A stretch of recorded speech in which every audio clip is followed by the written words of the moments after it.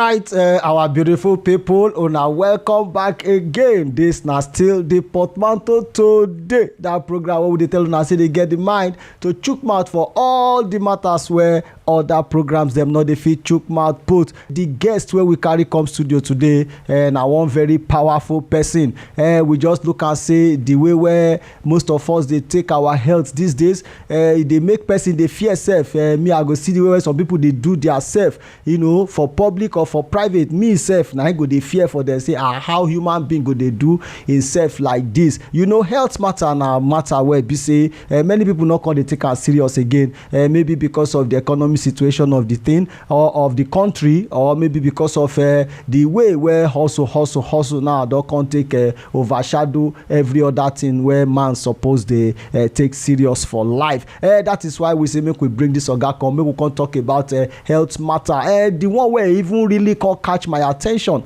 now wetin I come across recently, say hepatitis. As I go deep into hepatitis, I come and say now one kind deadly sickness where be say nobody even they talk about them. I'm not sure whether I don't ever hear of hepatitis for public sector or for private sector or for any sector or any circle. People know they too talk about hepatitis, but when I go deep inside the matter, now I discover say this thing could be dangerous to people health. So that's why I say okay, make I carry this oga come, make we can discuss about hepatitis, because that's in waiting all of us supposed get aware of, all of us supposed know about today I get a very big doctor inside our studio here today. I get my very own friend Dr. Opeyemi Olasunkanmi, in a medical doctor, in a data analyst, and in a the founder of Simple Thoughts Learning, the platform where they dedicate themselves to provide African youth with scholarship opportunity for inside data analysis matter and data science, including machine learning. They currently pursue a master degree for public health integrate medical expertise with data-driven insight to advance healthcare and education. You know, as an educator and a mentor, they equip aspiring professionals with essential analytical skill so that they can foster innovation and empower the next generation for data and public health profession. So ladies and gentlemen, make una not get am twisted. I get my very own oga inside the building, Dr. Opeyemi Olasunkanmi. My doctor.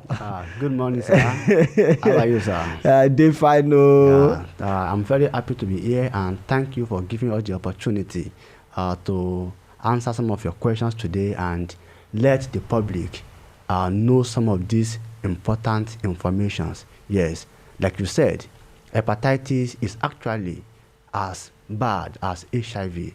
In fact, some of our organs will say that hepatitis is even worse than HIV. And as we continue in this program, you are going to see why. I told her the year with the year now. They say hepatitis even called get power, even dangerous pass HIV. Mona not forget say as we tell us in only this program now they get in mind to chook mouth for all the matters where that program not they fit chook mouth put. Dr. Opeyemi Olasunkanmi. First and foremost, we discover say you be the founder of Simple Thoughts Learning.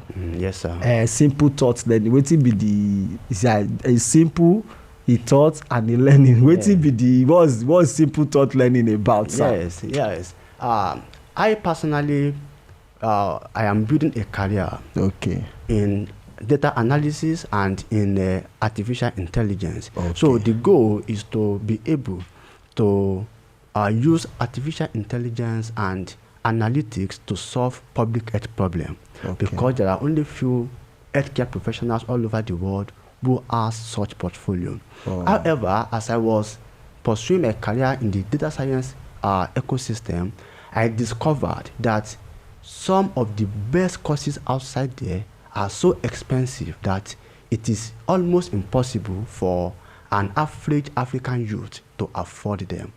For example, the course I got a scholarship of 15,000 USD to be able to do what I'm doing now. Wow. And I then look at it that, okay, how can we make this possible for an average African talent, and that's for the vision, to bring about a platform where we can train people in global level skills in analytics and AI at a price that they can afford. And that is where we provide scholarship, partial scholarship that can go as much as 80% scholarship. Okay. Yes. Okay. So that is the goal. Okay. So for them to come and study data analysis, data science, and data science yeah, generally, and then AI engineering. Okay. So those two professions are the landmarks. So anybody who learn from our platform can build a career in the AI ecosystem, as they can build AI applications, they can work in big tech companies, they can start their own platforms. And in fact, one of our major goals is that we are training our students to be able to achieve two things. One, they should be able to take job globally. Anywhere they are in the world, they will be able to compete. But this one now, Yeah. this thing is now outside your medical, Yes. or is it interrelated with the medical line that you are in, or you just deviate into something else? Yes, thank you for that question. Yeah. Now, when it comes to analytics and artificial intelligence, they are like electricity. There is nothing you want to do in technology or today that does not require electricity directly or indirectly. So AI and analytics are like that. They are useful in every domain. And because of that, I deviated into this because I want to apply it to solve public health problem and to solve healthcare problem. So when you have a young man who is a data scientist, he can use his skill in any domain. Currently, I have 2 students who are master students, and they are also doing our program. They are not even trying to work as a data scientist. They are actually learning it because they want to take the skill into their primary domain. One of them is a pharmacist. So the beauty of AI engineering and of AI generally and analytics is that anybody can take these skills to solve problem in their primary domain. So an accountant can come and learn it. So for example, if somebody is an accountant and he does our AI engineering program, this person will be able to build AI applications to solve problem in the accounting domain. The same thing goes for somebody who is an agriculturist. Same thing in the medical line and everything. Yeah. So for example, I personally now I am focusing on how we can use AI to solve public health problem as we go forward in the future. Okay. We are not here to talk about AI actually, because there has been a lot of controversies around this AI matter since when AI don't come. So many people have 1 or 2 reservations about the system. Just recently now, the one with I think XAI, they said the AI started misbehaving, doing some things, and they said AI now has a mind of their own. I think there was even a report that AI was even threatening the person that created it, threatening his or her life or something. So we are not here to talk about AI today. I brought you on this show so that we can talk about a killer disease, that many people are not really talking about. You hardly hear people talk about hepatitis. You understand me now? Yes, so I recently began to hear about hepatitis disease. It was strange to me. I won't lie to you. I have never had any conversation around it before. First, sir, what exactly is hepatitis? So now, hepatitis basically means a disease that affects the liver. So that is a simple way to define it. And if this disease progresses without being handled appropriately, it can get to a level where it will damage the liver permanently. And the ultimate end of that is death.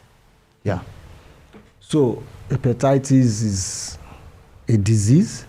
Yes, sir. Affects the liver. Yes, sir. And if not treated, yes, you understand, it can damage the liver permanently.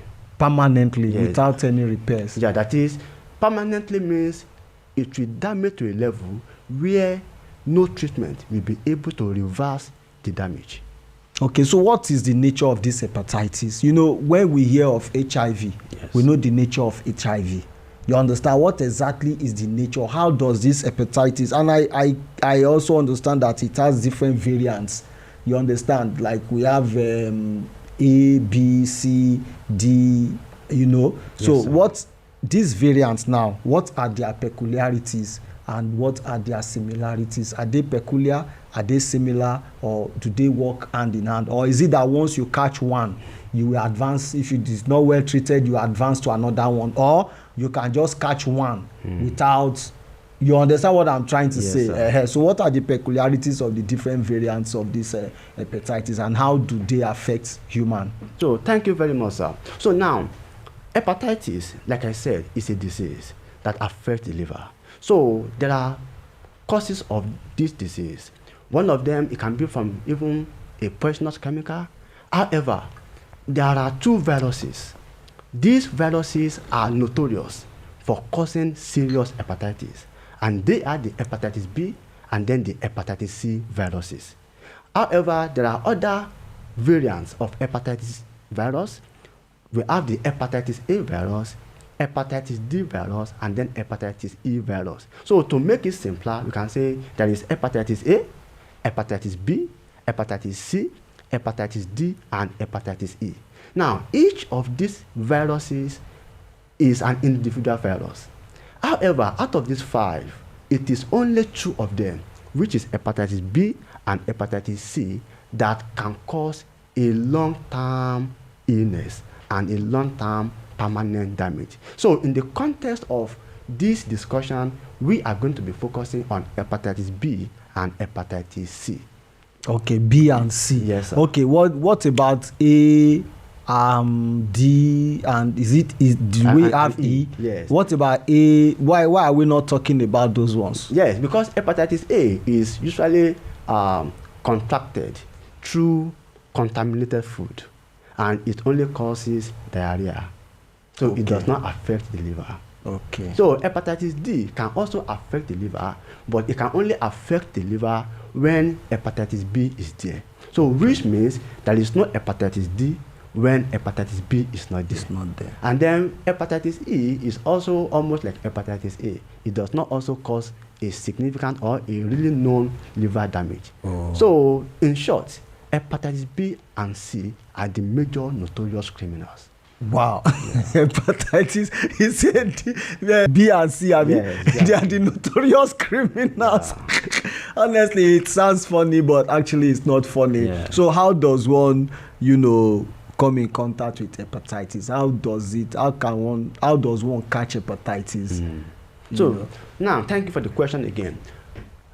Hepatitis B and C, they are contracted through the same means, and that is through contact with body fluid. So these body fluids are basically the blood, the semen, that is sperm, and then vaginal fluid. And if you can look very well, you will see that hepatitis B and C can be contracted through sexual intercourse. So they are sexually transmitted infection.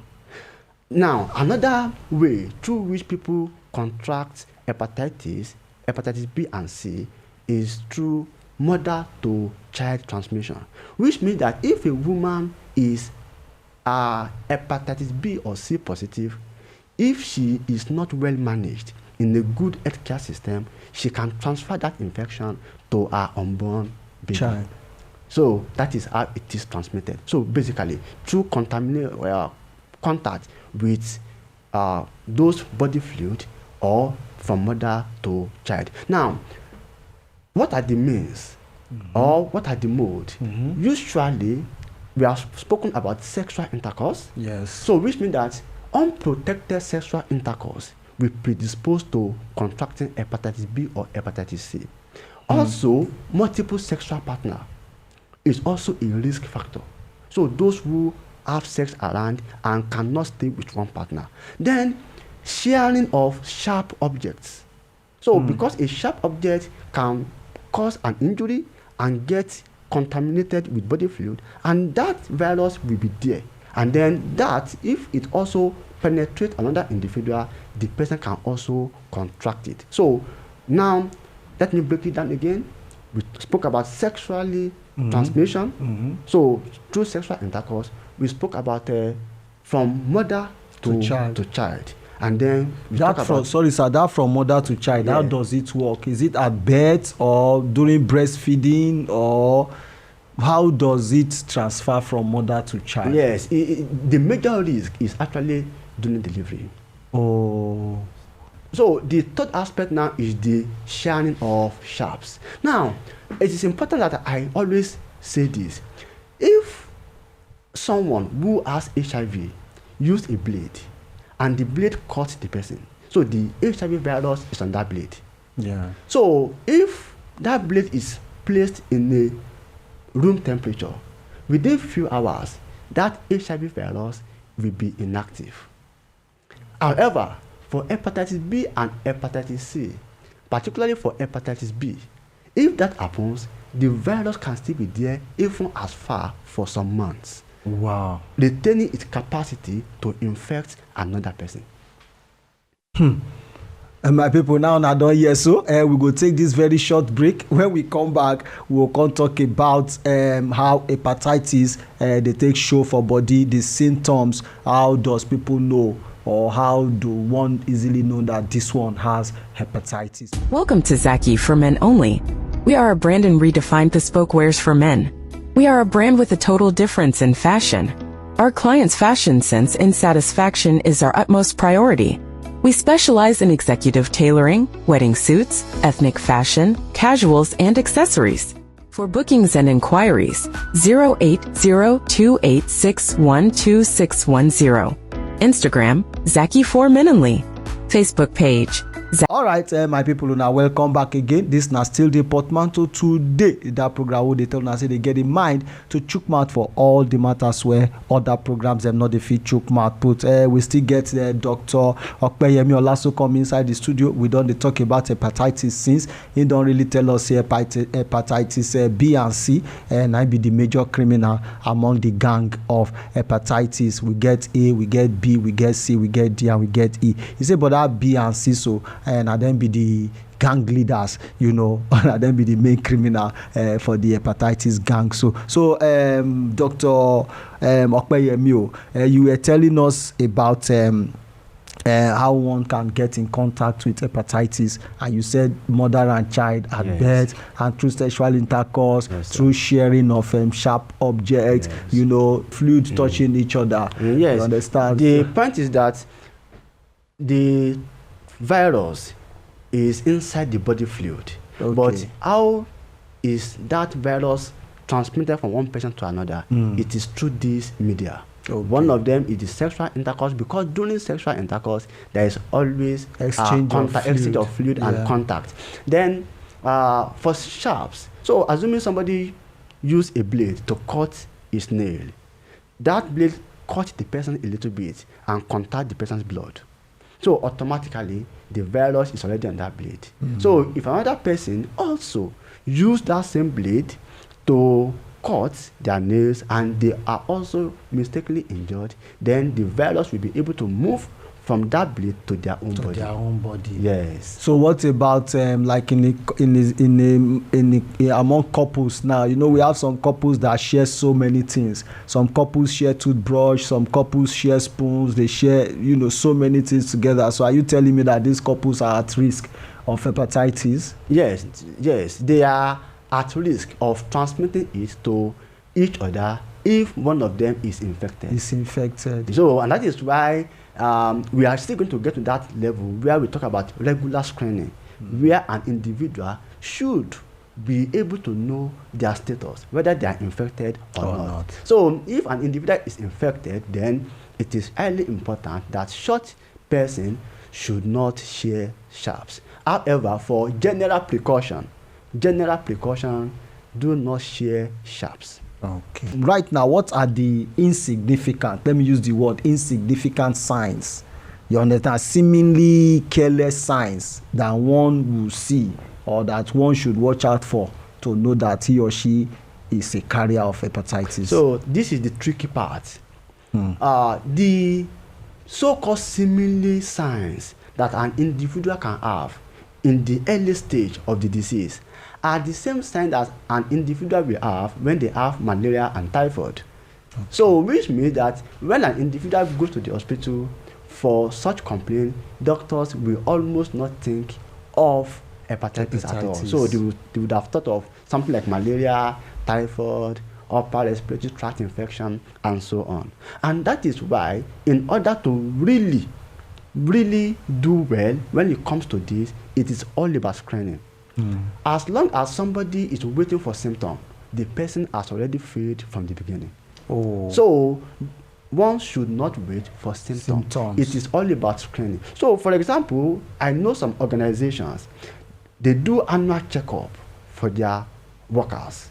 And in these annual checkups, hepatitis C virus screening, hepatitis B virus screening, HIV screening are always essential. Going on. And that is what I will recommend, that an average individual should do annual checkup every year. And among the investigations for the annual checkup are those three. One, hepatitis B virus, hepatitis C virus, and HIV. An individual should do them every year. Anybody waiting for symptoms for any of those three diseases is not putting themselves in a good position. Hepatitis B and C can be in a person for years without showing any symptom, and at that same time they are aggressively working, causing damage, such that the first symptom that an individual will have that will make healthcare professionals like us to say, oh, this person is not having hepatitis, is already a sign of chronic liver disease. At a point when nothing could be done, the liver has already damaged to the end stage level. And that is why when such people come, at the end of the whole day, within a few years, they die. So as of today, one of the top leading causes of death from liver disease are hepatitis B and hepatitis C, because they even cause liver cancer. So in fact, when we talk about liver cancer, the leading causes of liver cancer are hepatitis B and hepatitis C. So which means that they are not something an individual should be waiting for symptoms for. Rather, it is something that every year just do those tests and see if they are there or they are not. The same way someone should check their BP, their blood sugar annually or regularly, is the same way this disease goes. Yes. All right. So like now, when you mention liver cancer, it's a general phenomenon that prostate cancer, you understand, is predominant among black race, among black men, you understand. And then is it the same thing with hepatitis? Does hepatitis have a preferred race? Is it predominant among black people or among white people, or does it have selective? When I mean race, does it have selective rates? Is it a race? You understand? Is it that it's mostly common in the black among black people, or it's mostly common among white people? Does it have anything like that, or hepatitis is a general disease? Hepatitis is a general disease. Yes, it's not really something for black or for white. It is a general disease, and wherever anybody is living, they should take it like that. Yes. Okay. Do we have specialized screening centers? Like what I'm even trying to go ask actually is that, there are some specialists. We have specialists in different areas of medicine. You understand? Does the hepatitis treatment too assigned or aligned with specialists? Yes. Is it, or any doctor can treat it, or we have specialists, people that really take care of hepatitis? The beauty about it is that the screening is general. Okay. So you can get the screening done in any laboratory, in any hospital. Then we move to the treatment. The treatment of hepatitis B or C infection is under the management of liver disease. And there are some doctors who specializes in that, and they are the gastroenterologists. In the context of Nigeria, in some other countries, each country have people that they assign to that. And that is why I always tell people, when it comes to things like this, don't go and do home treatment or self-remedy. What you do if you are hepatitis B or C positive is that go to a doctor. The doctor in your setting will know the protocol for managing it in your own community or in your own setting. So, for example now, like in Nigeria now, gastroenterologists, that is the GIT doctors, are the ones that are really in charge of it. In some other countries, it might be infectious disease doctors who are in charge of it. So that is why the way to go forward is that whenever an individual discovers that they are infected or they are positive, they should just go to their primary physician, and their primary physician is going to direct them appropriately based on the resources and the guideline and structure available in their own healthcare system. That is not the same for every country. Yes.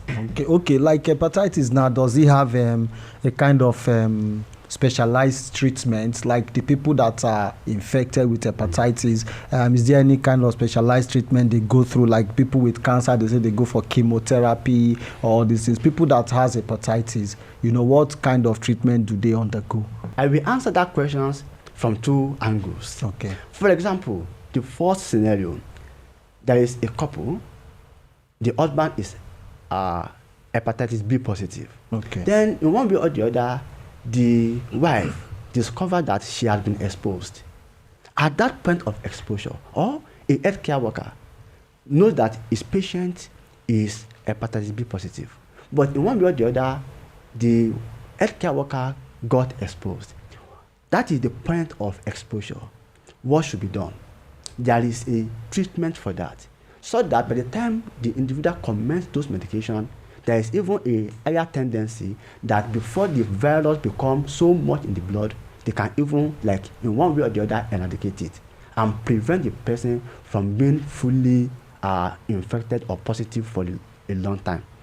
That is the exposure part. Wow. So an individual from the first day knows that he or she has been exposed. So run to the doctor and they will give the guideline based on what is applicable to the healthcare sector of that system. It is still not general.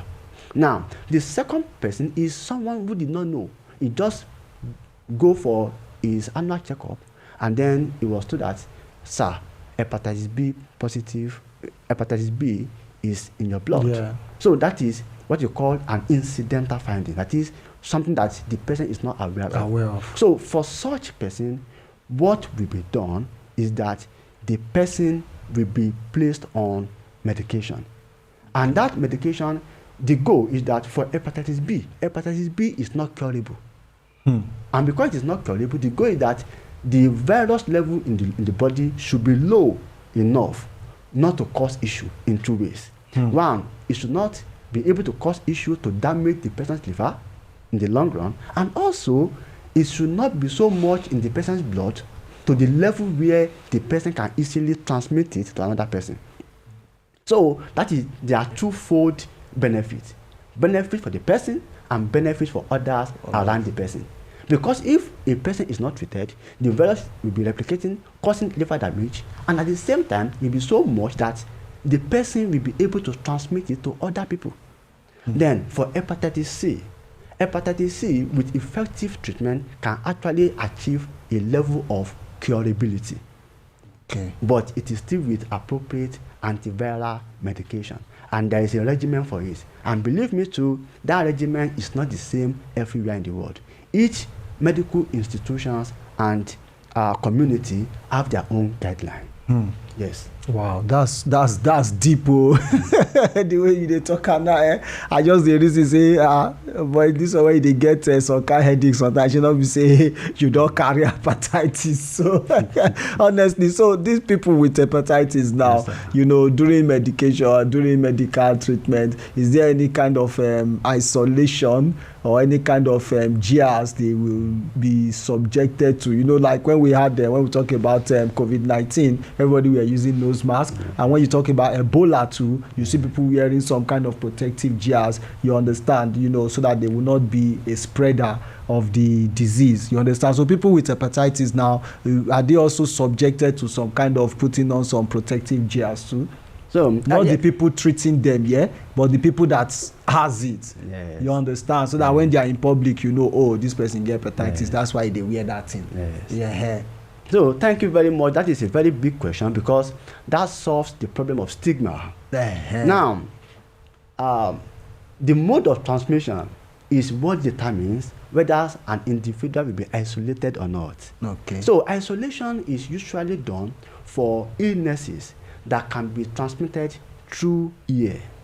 So like the ones you mentioned could be transmitted through air. So okay. when an individual that has coronavirus, if the person coughs, that cough has released millions of coronaviruses into the air. So another person can contact it through the same route. Okay. But hepatitis, like I said, is through body fluid. Okay. So our patients who are being treated for hepatitis are walking around, you cannot know them. So there is no stigma about it. So if an individual has any issue with hepatitis, probably they have found themselves to be having the infection, come to the hospital, your treatment will commence and nobody will know. In fact, if you do not want to tell people around you about it, they will never know about it. And now, it is also important to add this about the use of herbal medication. Now, I was going to touch that. And so don't worry. No, Joe, continue. Right. So, now, yes, I was going to touch that. So there are issues with herbal medications, but I won't go so wide. I will just focus on this important one, in that the liver is one of the major organs in the body that detoxify any form of toxin. So let me say, the liver is one of those organs that help us to convert anything harmful that we take into harmless substance that will not harm the body. So which means that when you take herb contains a lot of chemicals, natural chemicals. They have to be converted to harmless one, and liver is central to that work. Now, the issue is that when somebody has chronic infection from hepatitis C or B, the liver tissue has already been damaged. By the time somebody is now taking herb, it's like overworking an already tired tissue. So which means majority of the time, taking herbal concoction, when an individual is having kidney disease or liver disease, is not just harmful, it is even worsening the condition. And that is why if someone discovers that they are being infected with hepatitis B or C, then that person is a candidate for total and absolute avoidance of herbal concoction. That is, the person should run away from herbal concoction. You know, my problem with this herbal, a lot of people, they opt for herbal. I'm not against herbal treatment. You understand? I'm not against people taking herbal concoctions. You understand? But my fear about all these herbal concoctions that people take here and there, especially these ones that they hawk up and down on the street, say, this one will heal diarrhea, this one will heal Opeyemi, this one will Safato, this one is man booster. You understand? My problem with this is that these people that are measuring it, the people that prepared it, like you said, this herbal thing, they contain toxins. You understand? And these toxins must be taken in measures. Most of the time they prepare all this herbal concoction, they don't have proper measurement of all those things they put together. You understand? When they say you just see somebody will just measure pa. You understand? He mix it with something, give you to drink. You understand? You don't know if you are taking overdose of a particular toxin that is going to damage whatever organ is in your body, and you don't even know if you are undertaking some, you understand, which in most cases is always overdose. You understand? Because these people selling these things, they don't have proper measurement, they don't have proper gauge, You know, they just sell with measure with cup, and they know that, you know, they are selling. You understand? And at the end of the day, it's really killing, you know, damaging a lot of organs in the body. That's why we're having so many, you know, organs failing today. If you go to the hospital, we have most problems in the hospital today are organ failure problem, and that is because of most of these, you know, concussions people are taking up and down. We will take a very short break. When we come back, we will now come and talk about government, how government is responding, you know, to this hepatitis. Are government doing enough, you know, for awareness and treatment? Welcome to Zaki for Men Only. We are a brand and redefined bespoke wares for men. We are a brand with a total difference in fashion. Our clients' fashion sense and satisfaction is our utmost priority. We specialize in executive tailoring, wedding suits, ethnic fashion, casuals, and accessories. For bookings and inquiries, 08028612610. Instagram, Zaki4Men Only. Facebook page, This now still the portmanteau today. First and foremost, I want to say very big thank you to all of una where don't subscribe, give us on top YouTube. Those of una where they go there, they comment on top all our program. We they appreciate una, and because of that una comment, and they make the program they tick every now and then. We want to say very big thank you. Those of una where never subscribe, give us. Wait till now they wait for our YouTube address just day down the screen now. Make you go search out as the portmanteau Today TV. Go search us on top YouTube.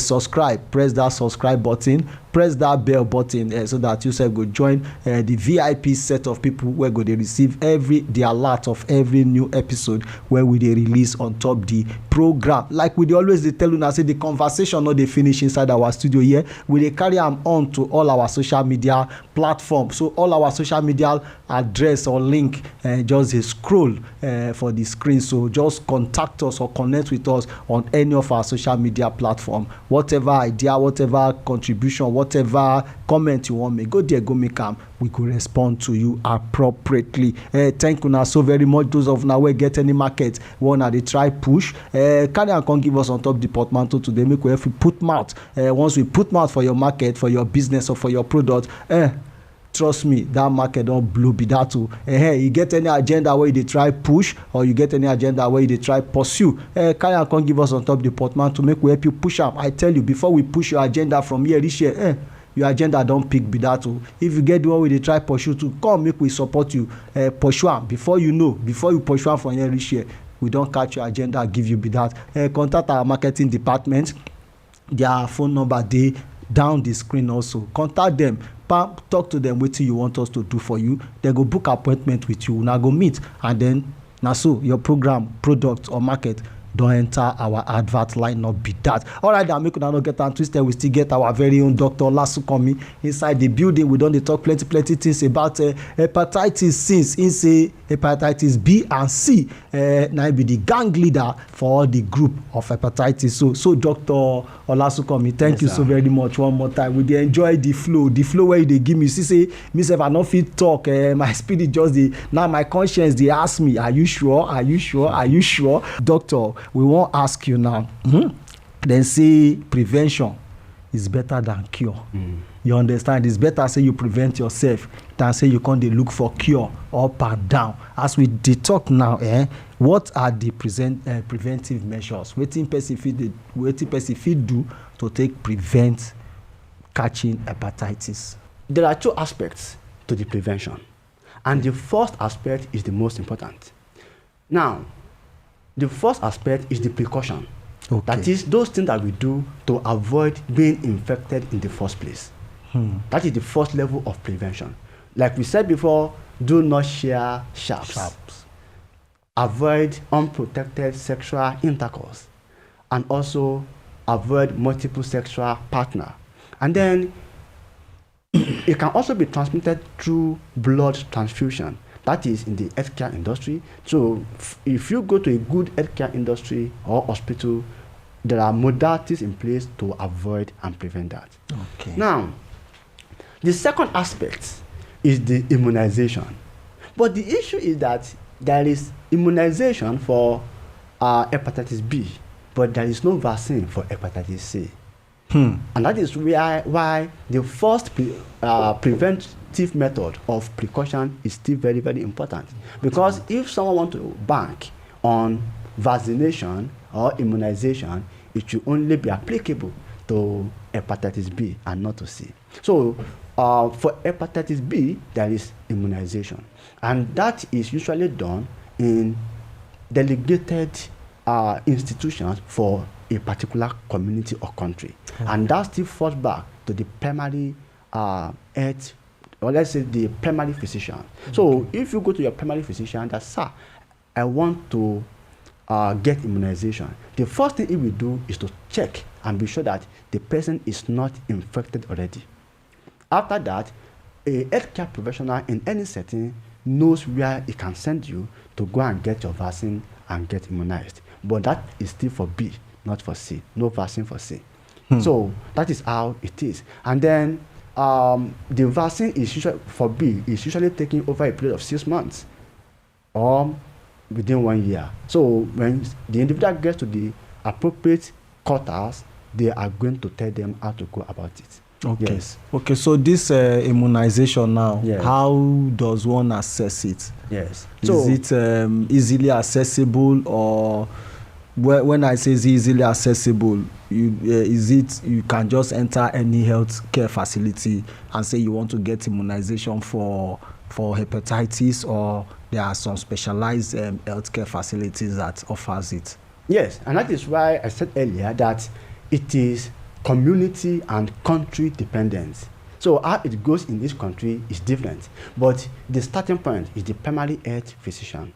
So the primary physician will guide an individual based on what is available, the structure available in their own system. Okay. So, but technically, every hospital, every clinic will not give those vaccines.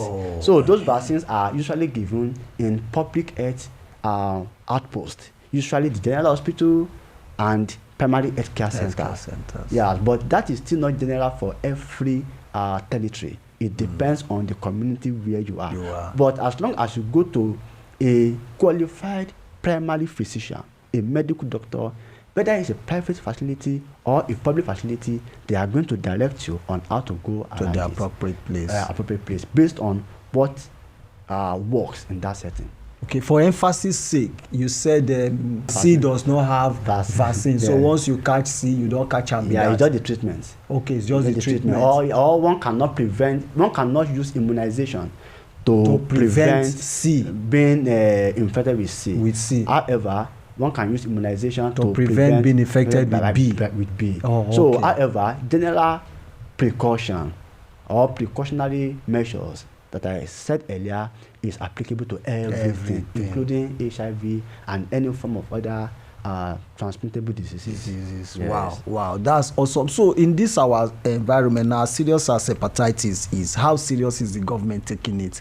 You know, is the government doing the right thing in terms of awareness, in terms of provision of kits? You know, when I say kits, I mean materials for screening, materials for treatment. How much investment is the government making into making sure that they reduce or, you know, bring hepatitis under, you know, some kind of subjugations? So good, thank you very much. So to answer these questions, I will divide them into 3 subheadings based on your question. So the first aspect is the treatment. Yes. The second aspect is the awareness. And the third aspect is the provision of vaccines. Vaccines and kits. Yeah, and the kits. So let's start from awareness.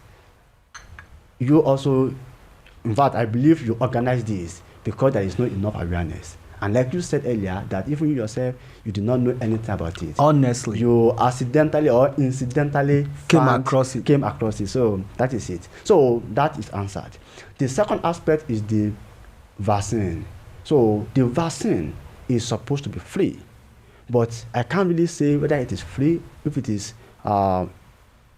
subsidized or not. But usually, when you get to those public health centers, majority of the time they are going to be free.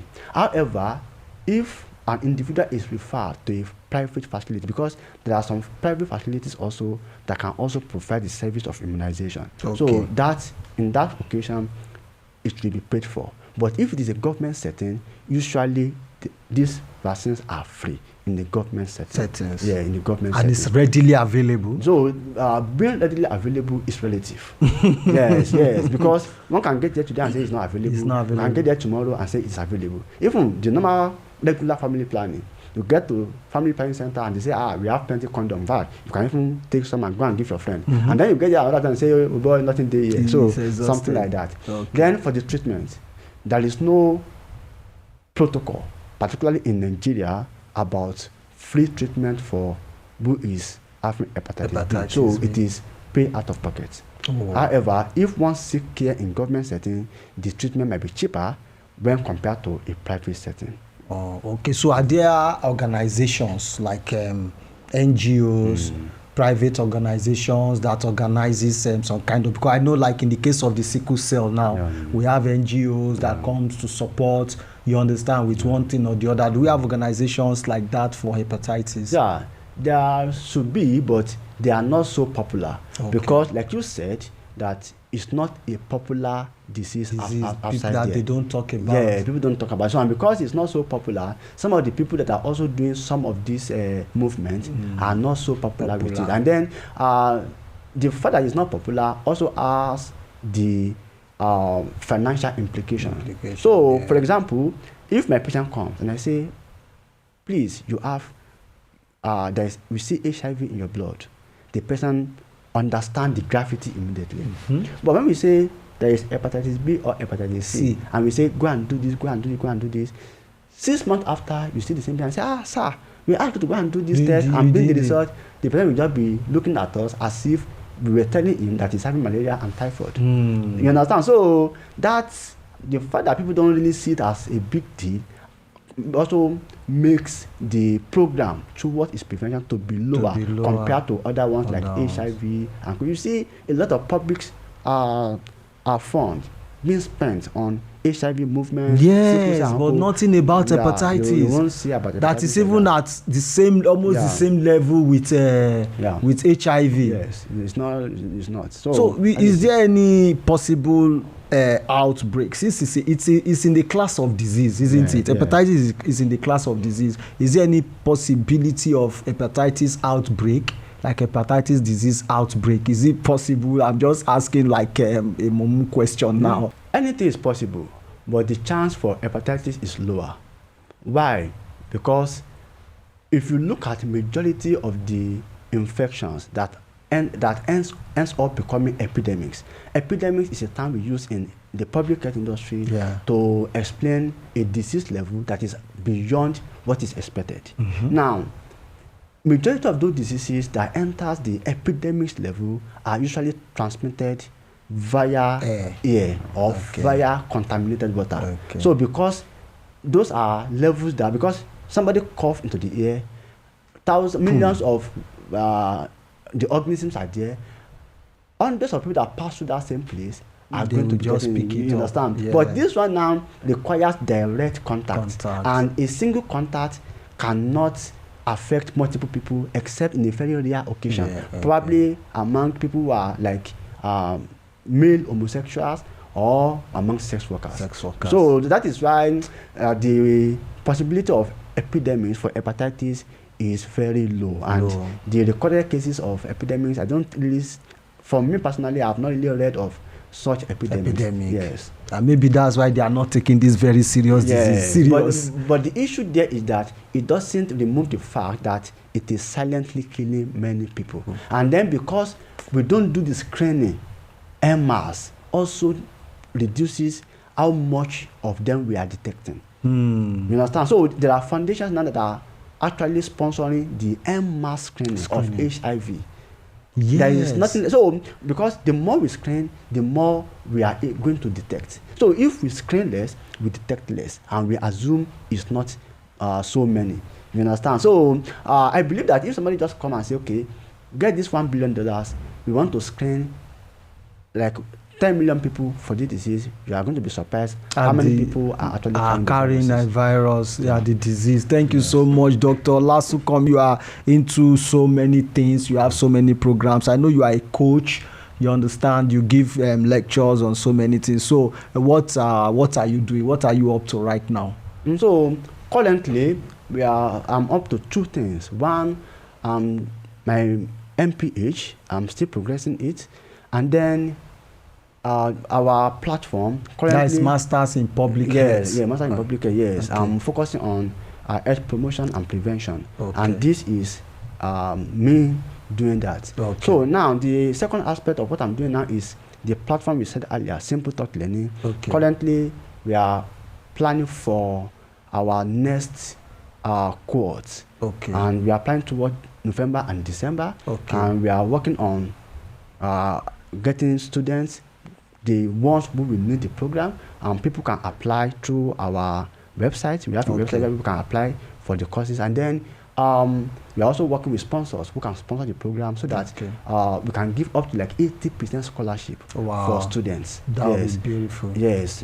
That is what we are, and we are working a lot with major stakeholders so that we can actually achieve our goal, because our goal for the platform is not to give people certificates. Certificate does not help anybody. What we want to give is amount of skill that is enough for them to be able to be useful in 2 ways: be able to get job globally and also be able to start their own platform. We want our students to start their own platform because we are talking about unemployment in Africa. How do we solve unemployment? It's by creating job. So if we can create job, then we are going to employ more. This is a scenario I give to one of my students. I said, okay, look at it. You are a new graduate. Assuming your school graduated 10,000 students last year, and within 5 years, 100 of those students become an entrepreneur. 100 of them become an entrepreneur in 5 years, and each of them was able to build a platform that can employ 100 people. 100 times 100 is 10,000. Yeah. So which means that even without government or anything, the entrepreneurs among you have employed the rest. Yeah. So which means that to solve unemployment problem in Africa, we have to raise a generation of people who will be empowered enough to be able to create job and start their own platform. Wow. And that is why our platform is not an academy, it's a platform. Because we train the students. After we have trained them, we then support them in 2 ways. So someone say, okay, he wants to get a job, we support them because we have automatic internship. Our platform has automatic internship. So our data analysis program is an advanced program. When you do it, you are going to do your internship with us on our platform, and then you just go straight to the job market. And then during the job search, we also support in the job search. We don't just say go and be searching alone. We support them in the job search. Some of our experts can use their connections to help and all those. And then for those who say we are not looking for a job, we are still a young guy, let us use the next 5, 6, 7 years to even build something. We are still going to help them and support them, because after our programs, we have a plan to do a mini program on tech entrepreneurship, because we have discovered that in Africa there are a lot of programs on how people can become a tech guru, but there are very little information on how they can use that skill to build a platform, and that is the key. And that is what we are doing here. Thank you so much, Dr. Opeyemi Olasunkanmi. It's been a wonderful time between the studio today. You've really shed a lot of light on hepatitis, and we are grateful. We hope to have you again very soon, because we want to be talking about the Nigerian health sector and the health status of our society. You understand? Because many people, like I said earlier on, because of the economic situation, they neglect their health, their health demands, all in the name of hustle, just to provide for the family. Thank you so very much. We hope to have you again very soon. Thank you very much. Thank you. We're very glad to be here again. Thank you, sir. All right, and as we go take quencher generator on top of the show today. Make you no forget, say you be Niger. Anywhere where you did, make you they rep this country well. Not follow them, put hand for waiting, go spoil this country name. Not do drugs, because you don't get any better thing where they do for body. On to the next one. I say make una hold on our chest time.